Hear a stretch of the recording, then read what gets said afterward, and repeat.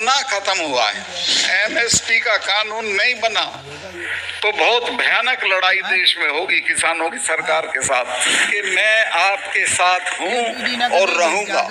इस्तीफा मेरे हर वक्त साथ रहता है, वो मेरे लिए कोई बड़ी चीज नहीं है, क्योंकि मैं अपनी माँ के पेट से गवर्नर नहीं पैदा हुआ था, मैं तो लड़ते झगड़ते हो गया था। एमएसपी इसीलिए लागू नहीं हो रही है क्योंकि अडानी ने 5,000 वर्ग मीटर का एक बहुत बड़ा गोदाम पानीपत में बना लिया, जिसमें वो गेहूं खरीद के रखेगा, सस्ते पे खरीदेगा, महंगे पे बेचेगा।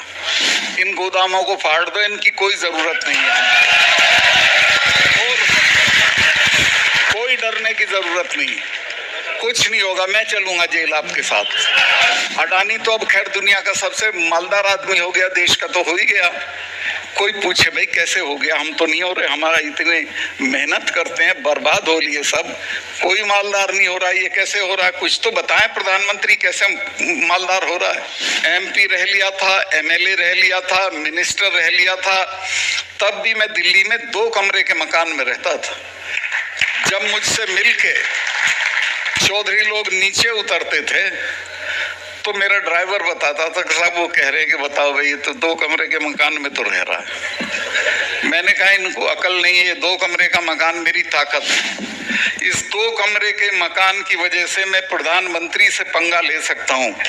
अगर मेरे पास दौलत होती, मेरे पास इल गॉटन वेल्थ होती, मेरे पास बड़े बड़े महल दुमहले होते तो मैं नहीं लड़ सकता था, क्योंकि ईद ही आ जाती अगले दिन।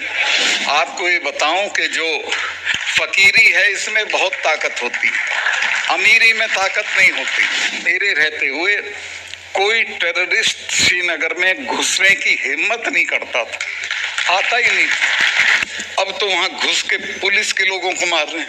देश की एकता, अखंडता, सामाजिक समरसता और सद्भाव को बढ़ाने वाले महामहिम राज्यपाल का अंतर्राष्ट्रीय जाट संसद की द्वितीय सत्र में मेरे दोनों भाई रामोतार पलसाने, पीएस कलवाने और हम सब की ओर से हार्दिक अभिनंदन, स्वागत और सत्कार है। ये जाट समाज के सरदारी का अभिनंदन, स्वागत और सत्कार है, आभार है। अंतर्राष्ट्रीय जाट संसद के इस ऐतिहासिक समागम में महामहिम राज्यपाल सत्यपाल मलिक साहब का ऐतिहासिक उद्बोधन हम सबको प्रेरणा देने वाला है। महामहिम, हम आपका अभिनंदन करते हैं। मंच पे बैठे हुए तमाम सम्मानित मित्रों, विदेश से आए हुए बहुत बहुत कामयाब लोगों, इस वक्त हमारे लोगों पे बहुत सख्त वक्त, बहुत कड़ा वक्त है किसानों के ऊपर। पूरे देश में किसान बहुत तरह से सताया जा रहा है और जो सरकार चला रहे हैं उनके खाने और खाते में किसान का कोई नाम नहीं है।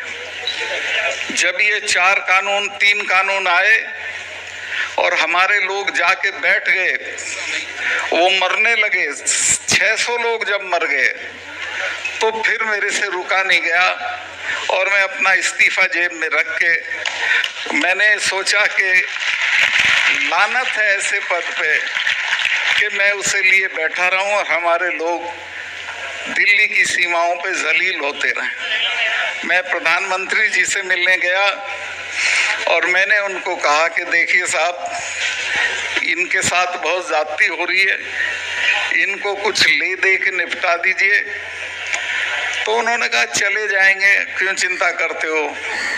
मैंने कहा साहब आप इनको जानते नहीं हो, ये तब जाएंगे जब आप चले जाओगे। और बराड़ साहब, सिख भाइयों के लिए तो मैंने उनको बताया कि ये तो 300 साल तो भूलते नहीं हैं और किसी लड़ाई में इस तरह का समझौता नहीं करते हैं जैसा आप समझते हो। इनके तो गुरु महाराज के 4 साहबजादे शहीद हो गए थे लेकिन समझौता नहीं किया था। और मैं आपको डराने नहीं आया, लेकिन मैं आपको सावधान करने आया हूं कि इनके साथ जाति मत करना। ये जब मिसेस गांधी ने ब्लू स्टार ऑपरेशन किया, उसके बाद 1 महीने तक अपने फार्म हाउस पे उन्होंने महामृत्युंजय का पाठ कराया। अरुण नेहरू मेरे अच्छे दोस्त थे, उनके भतीजे थे। उन्होंने कहा फूफी आप तो इसमें यकीन नहीं करती थी। तो उन्होंने कहा कि तुम जानते नहीं हो बेटा, जिसने भी इनका स्वर्ण मंदिर छुआ है वो जिंदा नहीं बचा, ये मुझे मारेंगे। उनको ये इल्हाम था और वही हुआ। फिर जनरल वैद्य मारा गया। तो मैंने कहा साहब ये छेड़ने की चीज नहीं है, पहले इनके बारे में जानकारी कर लो, फिर आप तय करो क्या करना। और ये हमारे वाले ये तो छठे महीने लाल किले पे जा चढ़ते थे, कभी आगरा में जा चढ़ते थे, कभी दरवाजे, कभी